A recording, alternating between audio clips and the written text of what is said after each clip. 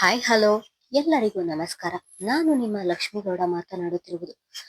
ಯಾರೆಲ್ಲ ಇನ್ನು ನನ್ನ ಕಾಮನಬಿಲ್ಲು ಕಥಾಗುಚ್ಛ ಯೂಟ್ಯೂಬ್ ಚಾನಲ್ ಸಬ್ಸ್ಕ್ರೈಬ್ ಮಾಡದೆ ಕತೆ ಕೇಳ್ತಿದ್ದೀರಾ, ಪ್ಲೀಸ್ ಸಬ್ಸ್ಕ್ರೈಬ್ ಮಾಡಿ ಕತೆ ಕೇಳಿ. ಹಾಗೆ ನನ್ನ ಕತೆ ನಿಮ್ಮೆಲ್ಲರಿಗೂ ಇಷ್ಟ ಆದ್ರೆ ಕಮೆಂಟ್ ಮಾಡಿ, ಶೇರ್ ಮಾಡಿ. ಜಾನಕಿ ರಾಮ ಕಥೆಯ ಮುಂದುವರೆದ ಸಂಚಿಕೆ. ಇದುವರೆಗೂ ನನ್ನ ಅಣ್ಣ ನನ್ನ ಮೇಲೆ ಕೈ ಮಾಡಿರಲಿಲ್ಲ, ಆದ್ರೆ ಇವತ್ತು ಹೆಂಡತಿಗೋಸ್ಕರ ನನ್ನ ಮೇಲೆ ಕೈ ಮಾಡಿದ್ದಾನೆ ಎಂದ್ರೆ ನನ್ನ ಅಣ್ಣನಿಗೆ ಸರಿಯಾದ ಮಂಕುಬೂದಿ ಎರಚಿ ಬಿಟ್ಟಿದ್ದಾಳೆ. ಆವತ್ತು ಶಾಪಿಂಗ್ ಮಾಲಿನಲ್ಲಿ ಅವಳ ಎದುರು ಅಣ್ಣ ತಗ್ಗಿದ ಧ್ವನಿಯಲ್ಲಿ ಮಾತನಾಡಿದಾಗಲೇ ನಾನು ತಿಳಿದುಕೊಳ್ಳಬೇಕಿತ್ತು. ಆದ್ರೆ ಅಂದು ನನಗೆ ತಿಳಿಯಲಿಲ್ಲ.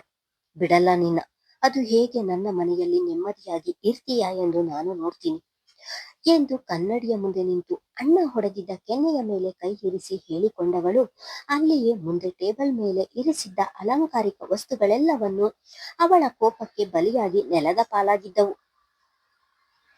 ದಾನಿಯಾ, ನಿನಗೇನು ತಲೆ ಕೆಟ್ಟಿದೆಯಾ? ಯಾರ ಮೇಲಿನ ಕೋಪ ಯಾವುದರ ಮೇಲೆ ತೋರಿಸುತ್ತಿದ್ದೀಯ? ನೋಡು, ಎಲ್ಲಾ ಗಾಜುಗಳು ಹೊಡೆದು ಹಾಳಾಯಿತು.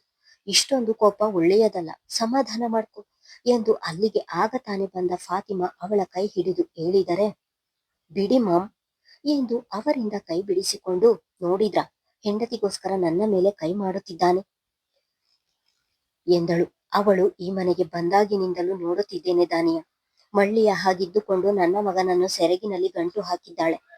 ನಿಮ್ಮ ಡ್ಯಾಡ್ ನೋಡಿದ್ರೆ ಈ ಮದುವೆ ಬಗ್ಗೆ ಯಾರು ಮನೆಯಲ್ಲಿ ಮಾತನಾಡಬಾರದು ಎಂದು ನಮ್ಮ ಬಾಯಿ ಮುಚ್ಚಿಸಿದ್ದಾರೆ. ಮಹಾನ್ ದಿನದಿಂದ ದಿನಕ್ಕೆ ಬದಲಾಗುತ್ತಿದ್ದಾನೆ. ನನ್ನ ಮಗ ದಿನದಿಂದ ದಿನಕ್ಕೆ ನನ್ನ ಕೈ ತಪ್ಪಿ ಹೋಗುತ್ತಿದ್ದಾನೆ. ಹೆತ್ತ ಒಡಲಿನ ಸಂಕಟವನ್ನು ನಾನು ಯಾರ ಬಳಿ ಹೇಳಿಕೊಳ್ಳಲಿ ಎಂದು ಮಗಳ ಮುಂದೆ ಕಣ್ಣೀರು ಹಾಕಿದರು ಫಾತಿಮಾ.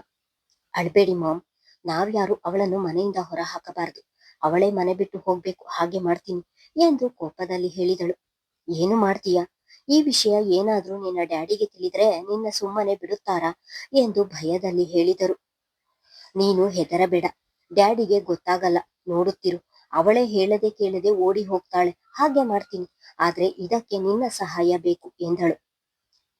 ನಾನೇನು ಸಹಾಯ ಮಾಡ್ಲಿ? ನನಗೇಕೋ ಭಯವಾಗುತ್ತಿದೆ ದಾನಿಯಾ ಎಂದರು ಫಾತಿಮಾ. ನೀನು ಹೆದರುವಂತದ್ದು ಏನೂ ಆಗುವುದಿಲ್ಲ.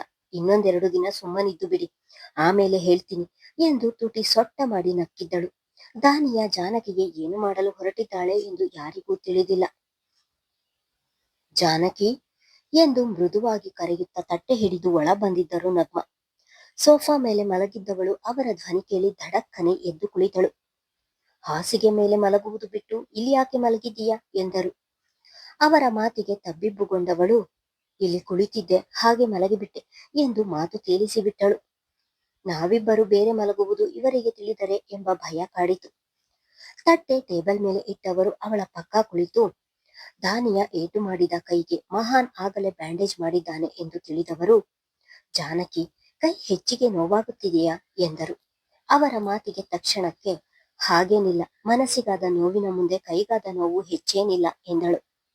ಅವಳ ಮಾತಿನಲ್ಲಿಯೇ ಅವಳ ಮನಸ್ಸಿಗೆ ಅದೆಷ್ಟು ಘಾಸಿಯಾಗಿದೆ ಎಂದು ಅಂದಾಜಿಸಿದವರು, ದಾನಿಯಾ ಇನ್ನು ಚಿಕ್ಕವಳು, ಹಾಗಂತ ಅವಳು ಮಾಡಿದ್ದು ಸರಿ ಎಂದು ನಾನು ಹೇಳುತ್ತಿಲ್ಲ. ಅವಳಿಗೆ ನಾನು ಬುದ್ಧಿ ಹೇಳುತ್ತೇನೆ. ಆದ್ರೆ ಒಂದು ಖುಷಿ ಏನು ಗೊತ್ತಾ? ನಮ್ಮ ಮಹಾನ್ ನಿನ್ನ ಪರವಾಗಿ ಮಾತನಾಡಿದ್ದು. ಒಂದು ಹೆಣ್ಣಿಗೆ ಗಂಡನ ಮನೆಯಲ್ಲಿ ಅವಳ ವಿರುದ್ಧ ಯಾರು ಏನೇ ಮಾತನಾಡಿದರೂ ಅವಳ ಗಂಡ ಒಬ್ಬ ಅವಳ ಪರವಾಗಿ ನಿಂತರೆ ಆ ಹೆಣ್ಣು ಏನು ಬೇಕಾದ್ರೂ ಜಯಿಸುತ್ತಾಳೆ. ಒಂದು ಭರವಸೆ ಕೊಡ್ತೀನಿ ಜಾನಕಿ, ಇನ್ನು ಮುಂದೆ ಮಹಾನ್ ನಿನ್ನ ಗಂಡನಾಗಿ ಮಾತ್ರವಲ್ಲ, ನಿನ್ನ ಕಾವಲುಗಾರನಾಗಿಯೂ ಕೂಡ ಇದ್ದು ನಿನ್ನ ರಕ್ಷಣೆ ಮಾಡ್ತಾನೆ ಎಂದರು. ರಕ್ಷಣೆ ಎಂದುಕೊಂಡು ಮನದಲ್ಲಿಯೇ ನಕ್ಕವಳು, ಅವನು ನನ್ನ ರಕ್ಷಣೆ ಮಾಡ್ತಾನ? ಬೆಂಕಿಯಿಂದ ತಪ್ಪಿಸಿಕೊಂಡು ಬಾಣಲೆಗೆ ಬಿದ್ದಿದ್ದೀನಿ ಎಂದು ಮನದಲ್ಲಿ ಹೇಳಿಕೊಂಡಳು. ಜಾನಕಿ, ಏನು ಯೋಚಿಸುತ್ತಿದ್ದೀಯ? ನಿನಗೆ ಊಟ ಮಾಡಲು ಕೈ ನೋವಾದ್ರೆ ನಾನೇ ತಿನ್ನಿಸಲ ಎಂದು ತುಂಬಾ ಆತ್ಮೀಯವಾಗಿ ಕೇಳಿದರು. ಇಡೀ ಮನೆಯವರು ದ್ವೇಷ ಮಾಡುವ ನನ್ನನ್ನು ಇವರೇಕೆ ಇಷ್ಟೊಂದು ಹಚ್ಚಿಕೊಂಡಿದ್ದಾರೆ? ಇವರ ಮನಸ್ಸು ಅದೆಷ್ಟು ಪರಿಶುದ್ಧವಾದದ್ದು. ನಾನು ಊಟ ಮಾಡಿಲ್ಲ ಎಂದು ಒತ್ತೊತ್ತಿಗೆ ಊಟವನ್ನು ತಂದು ಕೊಡುತ್ತಾರೆ. ನನ್ನ ನೋವಿಗೆ ಸ್ಪಂದಿಸುತ್ತಾರೆ. ಅಮ್ಮನ ರೀತಿ ಕಾಳಜಿ ಮಾಡ್ತಾರೆ. ಇವರ ಕಾಳಜಿಗೆ, ಪ್ರೀತಿಗೆ ನಾನು ಅರ್ಹಳೆ? ನಾವಿಬ್ಬರು ಪ್ರೀತಿಸಿ ಮದುವೆಯಾಗಿಲ್ಲ ಎಂದು ತಿಳಿದರೆ ಆಗಲೂ ನನ್ನನ್ನು ಇಷ್ಟೇ ಕಾಳಜಿ ಮಾಡುತ್ತಾರಾ ಎಂದು ಮನದಲ್ಲಿಯೇ ಹೇಳಿಕೊಂಡಿದ್ದಳು. ಜಾನಕಿ, ನನ್ನಿಂದ ತಿನ್ನಿಸಿಕೊಳ್ಳಲು ಸಂಕೋಚ ಪಡಬೇಡ. ಈಗ ನಿನ್ನ ತಾಯಿ ಇದ್ದಿದ್ದರೆ ಅವರೇ ತಿನ್ನಿಸುತ್ತಿದ್ದರು ಅಲ್ವಾ? ನನ್ನನ್ನು ನಿನ್ನ ತಾಯಿ ಎಂದೇ ತಿಳಿದುಕೊ ಎಂದ ತಕ್ಷಣ ಜಾನಕಿಯ ಕಣ್ಣುಗಳು ತುಂಬಿದವು. ನಿಜವಾಗಿಯೂ ಜಾನಕಿಗೆ ತಾಯಿಯ ಗೈರು ಬಹುವಾಗಿಯೇ ಕಾಡುತ್ತಿತ್ತು. ಎಂದಿಗೂ ಒಂದು ದಿನವೂ ಅವರನ್ನು ಬಿಟ್ಟಿರದವಳು ಇಂದು ಮೊದಲ ಬಾರಿಗೆ ಅವರನ್ನು ದೂರ ಉಳಿದಿದ್ದಳು. ತನ್ನ ದುಃಖವನ್ನು ಎದೆಯಲ್ಲಿ ಬಚ್ಚಿಟ್ಟವಳು, ಪರವಾಗಿಲ್ಲ ಆಂಟಿ, ನಾನೇ ತಿನ್ನುತ್ತೇನೆ ಎಂದು. ಆಂಟಿ, ನನಗೋಸ್ಕರ ನೀವು ತೊಂದರೆ ತೆಗೆದುಕೊಳ್ಳಬೇಡಿ, ಹಸಿವಾದಾಗ ನಾನೇ ಅಡಿಗೆ ಮನೆಗೆ ಬಂದು ತಿನ್ನುತ್ತೇನೆ ಎಂದಳು. ಆಂಟಿನ ಎಂದವರು ನಿಮ್ಮಲ್ಲಿ ಗಂಡನ ಚಿಕ್ಕಮ್ಮನನ್ನು ಏನೆಂದು ಕರೆಯುತ್ತಾರೆ ಎಂದರು. ಅದು ಚಿಕ್ಕತ್ತೆ ಎಂದು ಕರೆಯುತ್ತಾರೆ ಎಂದು ಅಂಜಿಕೆಯಲ್ಲಿಯೇ ಹೇಳಿದಳು. ನೋಡು, ಕೇಳೋಕೆ ಎಷ್ಟು ಚೆನ್ನಾಗಿದೆ, ನೀನು ಕೂಡ ನನ್ನನ್ನು ಇನ್ಮೇಲೆ ಚಿಕ್ಕತ್ತೆ ಎಂದೇ ಕರೆಯಬೇಕು ಎಂದು ಅವಳ ತಲೆ ನೀವುತ್ತಾ ಹೇಳಿದರು. ಅವರ ಮಾತಿಗೆ ಮೌನವಾಗಿಯೇ ಆಯ್ತು ಎಂಬಂತೆ ತಲೆ ಆಡಿಸಿದಳು. ಅವಳ ಮಾತಿಗೆ ತುಟಿಯರಳಿಸಿದವರು ಅಲ್ಲಿಂದ ಹೊರಟಿದ್ದರು. ಅದೆಷ್ಟು ಒಳ್ಳೆಯ ಮನಸ್ಸು ನಿಮ್ಮದು, ಹೊರಗಿನವರನ್ನು ನಿಮ್ಮವರೆಂದು ನೋಡುತ್ತೀರಾ.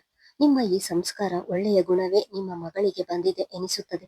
ಆದರೆ ನೀವು ನೀಡುವ ಪ್ರೀತಿಯಲ್ಲಿ ನಾನು ಕರಗಿದರೆ, ಮುಂದೊಂದು ದಿನ ನಾನು ಈ ಮನೆ ತೊರೆದು ಹೊರಟಾಗ ನಿಮ್ಮ ಮನಸ್ಸಿಗೆ ಎಲ್ಲಿ ನೋವಾಗುತ್ತದೆಯೋ ಎನ್ನುವ ಆತಂಕದಿಂದ ನಾನು ನಿಮ್ಮಲ್ಲಿ ಅಂತರ ಕಾಯ್ದುಕೊಂಡಿದ್ದೇನೆ. ನನ್ನಿಂದ ಯಾರ ಮನಸ್ಸಿಗೂ ನೋವಾಗಬಾರ್ದು. ನಾನು ಈ ಮನೆಗೆ ಬರುವ ಮುಂಚೆ ಇಲ್ಲಿ ನೀವು ಹೇಗಿದ್ದೀರೋ, ನಾನು ಇಲ್ಲಿಂದ ಹೊರಟ ಮೇಲೂ ಕೂಡ ಹಾಗೆಯೇ ಇರಬೇಕು. ಈ ಮನೆಯಲ್ಲಿ ನನ್ನ ಗೈರು ನಿಮ್ಮ ಮನಸ್ಸಿಗೆ ನೋವು ತರಬಾರದು ಎಂಬುದಷ್ಟೇ ನನ್ನ ಆಶಯ. ಆದ್ರೆ ನಾನು ನಿಮ್ಮಿಂದ ದೂರ ಇರಬೇಕು ಎಂದುಕೊಂಡಾಗಲೆಲ್ಲ ನನ್ನ ಮನಸ್ಸಿಗೆ ಬಹಳವೇ ಹತ್ತಿರ ಆಗುತ್ತಿದ್ದೀರಾ ಎಂದು ನಗ್ಮಾ ಅವರು ಹೋದತ್ತಲೇ ನೋಡಿಕೊಂಡು ಹೇಳಿಕೊಂಡಳು. ದಾನಿಯ ಉಗುರಿನಿಂದ ಮಾಡಿದ ಗಾಯ ಬಹಳವೇ ಬಾಧೆ ನೀಡುತ್ತಿತ್ತು. ರೆಹಮಾನ್ ಬ್ಯಾಂಡೇಜ್ ಮಾಡಿ ಹೋಗಿದ್ದನಾದರೂ ಒಳಗೆ ನೋವು ಕೊಡುತ್ತಿತ್ತು. ಒಮ್ಮೆ ಬ್ಯಾಂಡೇಜ್ ಮಾಡಿದ ಕೈ ನೋಡಿಕೊಂಡವಳು, ಸಾವಿರಾರು ಜನರಿಗೆ ಬ್ಯಾಂಡೇಜ್ ಮಾಡಿದ್ದೀನಿ, ಆದ್ರೆ ಇಂದು ಬೇರೆಯವರಿಂದ ನಾನು ಬ್ಯಾಂಡೇಜ್ ಕಟ್ಟಿಸಿಕೊಳ್ಳುವ ಹಾಗಾಯಿತು ಎಂದುಕೊಂಡವಳು ನೋವಿನ ಕೈಯಲ್ಲಿ ಊಟ ಮಾಡತೊಡಗಿದಳು. ಆದ್ರೆ ಊಟ ಮಾಡಲು ಆಗದೆ ನೋವಿಗೆ ಮುಖ ಕಿವಿಚಿ ಅಮ್ಮ ಎಂದವಳಿಗೆ ಹೆತ್ತವಳು ನೆನಪಾಗಿದ್ದಳು. ಅಮ್ಮ, ನೀನು ಇವಾಗ ನನ್ನ ಜೊತೆಯಲ್ಲಿ ಇರಬೇಕಿತ್ತು. ಅಪ್ಪ ನನ್ನನ್ನು ಎಷ್ಟೇ ಬೈದರೂ ನೀನು ನನಗೆ ಸಮಾಧಾನ ಮಾಡಿ ಊಟ ಮಾಡಿಸುತ್ತಿದ್ದೆ. ಆದರೆ ಇಲ್ಲಿ ಊಟ ಮಾಡಿಸಲು ನೀನಿಲ್ಲ. ನಿನ್ನನ್ನು ನೋಡ್ಬೇಕು ಎನಿಸುತ್ತಿದೆ, ಬಂದು ಬಿಡು ಅಮ್ಮ ಎಂದು ಅಳತೊಡಗಿದಳು. ಹೆಣ್ಣು ಮಕ್ಕಳಿಗೆ ಆರೋಗ್ಯ ಹದಗೆಟ್ಟಾಗ, ಕಷ್ಟ ಬಂದಾಗ ಮೊದಲು ನೆನಪಾಗುವುದೇ ತಾಯಿ. ಅಮ್ಮ, ಅಕ್ಕ ತುಂಬಾ ನೆನಪಾಗುತ್ತಿದ್ದಾಳೆ, ಅವಳನ್ನು ನೋಡ್ಬೇಕು ಎಂದು ತುಂಬಾ ಆಸೆ ಆಗುತ್ತಿದೆ. ಪುಸ್ತಕದ ಮುಂದೆ ಓದಲು ಕುಳಿತುಕೊಂಡರೆ ಅವಳನ್ನು ನೆನೆದು ಕಣ್ಣು ತುಂಬಿ ಅಕ್ಷರಗಳೇ ಕಾಣಿಸುವುದಿಲ್ಲ. ಕಾಲೇಜಿಗೆ ಹೋಗಲು ಮನಸ್ಸೇ ಬರುವುದಿಲ್ಲ ಅಮ್ಮ. ನಾನು ದುಃಖಪಟ್ಟರೆ ಅವಳು ದುಃಖ ಪಡುತ್ತಾಳೆ ಎಂದು ಅವಳ ಜೊತೆ ಫೋನಿನಲ್ಲಿ ಧೈರ್ಯವಾಗಿ ಮಾತನಾಡುತ್ತೇನೆ. ನಂತರ ಪುನಃ ಅವಳ ನೆನಪು ಕಾಡುತ್ತದೆ ಎಂದು ತಾಯಿಯ ತೊಡೆಯ ಮೇಲೆ ಮಲಗಿ ಹೇಳುತ್ತಿದ್ದನು ವಿಕ್ರಮ್. ಎಷ್ಟೇ ಆದರೂ ಜೀವಕ್ಕಿಂತ ಹೆಚ್ಚಾಗಿ ಪ್ರೀತಿಸಿದ ಅಕ್ಕ, ಕಾಲೇಜಿಗೆ ಹೋಗುವುದಕ್ಕಿಂತಲೂ ಮುಂಚೆ, ಕಾಲೇಜಿಂದ ಬಂದ ನಂತರ ಯಾವಾಗಲೂ ಅಕ್ಕ ಅಕ್ಕ ಎಂದು ಅವಳ ಹಿಂದೆ ಮುಂದೆ ಓಡಾಡುತ್ತಿದ್ದವನು ಈಗ ಜಾನಕಿ ಮನೆಯಲ್ಲಿ ಇಲ್ಲದಿರುವ ನೋವು ಅವನಿಗೆ ಬಹುವಾಗಿ ಕಾಡುತ್ತಿದೆ. ಹೆಣ್ಣು ಮಕ್ಕಳು ಮದುವೆಯಾಗುವ ತನಕ ಅಷ್ಟೇ ವಿಕ್ರಮ್. ಮದುವೆಯಾದ ನಂತರ ಅವರು ಆ ಮನೆಯ ಸೊಸೆ. ಅಲ್ಲದೆ ಅವರು ಹೇಳದೆ ಮದುವೆಯಾಗಿರುವುದರಿಂದ ಆ ಮನೆಯ ಪರಿಸ್ಥಿತಿ ಹೇಗಿದೆಯೋ ಏನೋ ನಮಗೆ ತಿಳಿದಿಲ್ಲ. ಹಾಗಿದ್ದಾಗ ನೀನು ಅಲ್ಲಿಗೆ ಹೋಗಿ ನೋಡಿಕೊಂಡು ಬರುವುದು ಸರಿಯಲ್ಲ. ಇನ್ನೊಂದು ಸ್ವಲ್ಪ ದಿನ ಸುಮ್ಮನಿರು, ಇದಕ್ಕೆ ನಾನೇ ಏನಾದ್ರೂ ವ್ಯವಸ್ಥೆ ಮಾಡ್ತೀನಿ ಎಂದರು ಸುಪ್ರಭಾ. ಅಮ್ಮ, ನನಗೆ ಕಾಯಲು ಆಗುವುದಿಲ್ಲ. ನಾನು ಒಬ್ಬನೇ ಹೋಗುವುದು ಬೇಡ, ನೀನು ನನ್ನ ಜೊತೆ ಬಾ, ಹೋಗಿ ಬರೋಣ. ಮಗಳನ್ನು ತಾಯಿ ನೋಡಲು ಹೋದರೆ ಯಾರು ಏನು ತಿಳಿದುಕೊಳ್ಳುವುದಿಲ್ಲ. ಪ್ಲೀಸ್ ಬಾರಮ್ಮ, ಹೋಗಿ ಬರೋಣ ಎಂದನು. ಬೇಡ ವಿಕ್ರಮ್, ಈ ವಿಷಯ ನಿನ್ನ ತಂದೆಗೆ ತಿಳಿದರೆ ನಮ್ಮನ್ನು ಸುಮ್ಮನೆ ಬಿಡುತ್ತಾರೆ ಎಂದು ತಿಳಿದಿದ್ದೀಯ. ಮೊದಲೇ ಜಾನಕಿ ತಾನು ನೋಡಿದ ಹುಡುಗನನ್ನು ಮದುವೆಯಾಗಲಿಲ್ಲ ಎಂದು ಕೋಪದಲ್ಲಿ ಕುದಿಯುತ್ತಿದ್ದಾರೆ. ಈ ಸಮಯದಲ್ಲಿ ನಾವು ಅಲ್ಲಿಗೆ ಹೋದ್ರೆ ಪುನಃ ನಮ್ಮನ್ನು ಮನೆಗೆ ಸೇರಿಸುವುದೇ ಅನುಮಾನ. ನನಗೆ ನನ್ನ ಬಗ್ಗೆ ಯೋಚನೆ ಇಲ್ಲ, ಆದ್ರೆ ನೀನು ಇನ್ನೊಂದು ವರ್ಷದಲ್ಲಿ ನಿನ್ನ ಓದು ಮುಗಿಯುತ್ತದೆ. ಅಲ್ಲಿಯ ತನಕ ನಾವು ಹಲ್ಲು ಕಚ್ಚಿ ಸುಮ್ಮನಿರಬೇಕು. ಹಾಗಂದ್ರೆ ಹೇಗಮ್ಮ? ಅಕ್ಕನೂ ಇಲ್ಲಿಗೆ ಬರುವ ಹಾಗಿಲ್ಲ, ನಾವು ಹೋಗಿ ನೋಡುವ ಹಾಗಿಲ್ಲ ಎಂದರೆ ಹೇಗೆ? ನಾನು ಅವಳನ್ನು ನೋಡಲೇಬೇಕು ಎಂದು ಪುಟ್ಟ ಮಗು ಹಠ ಮಾಡುವ ಹಾಗೆ ಹಠ ಹಿಡಿದನು. ವಿಕ್ರಮ್, ನೀನು ಹೋಗ್ಬೇಡ ಎಂದು ಹೇಳಲಿಲ್ಲ.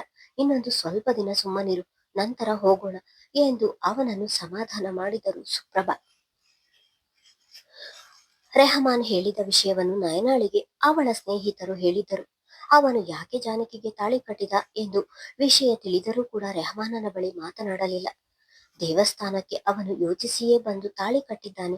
ಹಾಗಿದ್ದಾಗ ನನಗೂ ಒಂದು ಮಾತು ಮೊದಲು ಹೇಳಬಹುದಿತ್ತಲ್ಲವ ಎನ್ನುವ ಅವನ ಮೇಲಿನ ಕೋಪ ಹಾಗೆಯೇ ಇತ್ತು. ಅದನ್ನು ಸಾವಿತ್ರಿ ಅವರಿಗೆ ಹೇಳಿರಲಿಲ್ಲ. ಅಂದು ಸಂಜೆ ಅದೇ ಯೋಚನೆಯಲ್ಲಿ ಕಚೇರಿಯಿಂದ ಬರುತ್ತಿದ್ದವಳಿಗೆ ಅದೇ ರಸ್ತೆಯಲ್ಲಿ ಅರ್ಜುನ್ ಕಾಣಿಸಿದ್ದನು. ಆದರೆ ಅವನೊಬ್ಬನೇ ಹೋಗುತ್ತಿರಲಿಲ್ಲ. ಅವನ ಬೈಕಿನಲ್ಲಿ ಹಿಂದೆ ಒಂದು ಹುಡುಗಿ ಕುಳಿತಿದ್ದಳು. ಅದನ್ನು ನೋಡಿದವಳಿಗೆ ಕೋಪ ಹೆಚ್ಚಾಗಿತ್ತು. ಹಾಗೂ ಈ ಕೋಪಕ್ಕೆ ಕಾರಣ ಏನು ಎನ್ನುವುದು ಅವಳಿಗೂ ಕೂಡ ಗೊತ್ತಿರಲಿಲ್ಲ. ಹುಡುಗಿಯರನ್ನು ಕಂಡರೆ ಉರಿದು ಬೀಳುವವನು ಇವನ ಬೈಕಿನಲ್ಲಿ ಹುಡುಗಿಯನ್ನು ಕೂರಿಸಿಕೊಂಡು ಹೋಗುತ್ತಿದ್ದಾನೆ. ಯಾರವಳು? ಅವಳ್ಯಾಕೆ ಇವನ ಬೈಕಿನಲ್ಲಿ ಹೋಗುತ್ತಿದ್ದಾಳೆ ಎಂದು ಯೋಚಿಸಿದವಳು ಅವಳಿಗೆ ತಿಳಿಯದೆ ಅರ್ಜುನನ ಬೈಕನ್ನು ಹಿಂಬಾಲಿಸತೊಡಗಿದಳು. ನಯನ ತನ್ನ ಬೈಕನ್ನು ಹಿಂಬಾಲಿಸುತ್ತಿರುವುದು ಕನ್ನಡಿಯಲ್ಲಿ ನೋಡಿದವನಿಗೆ ಆಶ್ಚರ್ಯವಾಗಿತ್ತು. ಈ ಗಯ್ಯಾಳಿ ಯಾಕೆ ನನ್ನ ಬೈಕ್ ಫಾಲೋ ಮಾಡುತ್ತಿದ್ದಾಳೆ ಎಂದುಕೊಂಡವನಿಗೆ ಹಿಂದೆ ಹುಡುಗಿ ಕುಳಿತಿರುವುದಕ್ಕೆ ಅವಳು ಫಾಲೋ ಮಾಡುತ್ತಿದ್ದಾಳೆ ಎಂಬುದು ಆಗ ಅವನಿಗೆ ಅರಿವಾಗಲಿಲ್ಲ. ಎಷ್ಟು ದೂರ ಬಂದರೂ ನಯನ ಮಾತ್ರ ಬೈಕ್ ಹಿಂಬಾಲಿಸುತ್ತಿರುವುದನ್ನು ನಿಲ್ಲಿಸದೆ ಅವನ ಹಿಂದೆಯೇ ಹೋಗುತ್ತಿದ್ದಳು. ಅದನ್ನು ನೋಡಿದವನು ಬೇಕೆಂದೇ ಒಂದು ಕಾಫಿ ಶಾಪ್ ಮುಂದೆ ಬೈಕ್ ನಿಲ್ಲಿಸಿದವನು ಆ ಹುಡುಗಿಯನ್ನು ಒಳಗೆ ಕರೆದುಕೊಂಡು ಹೋಗಿದ್ದನು. ಮುಂದುವರಿಯುವುದು. ಧನ್ಯವಾದಗಳು.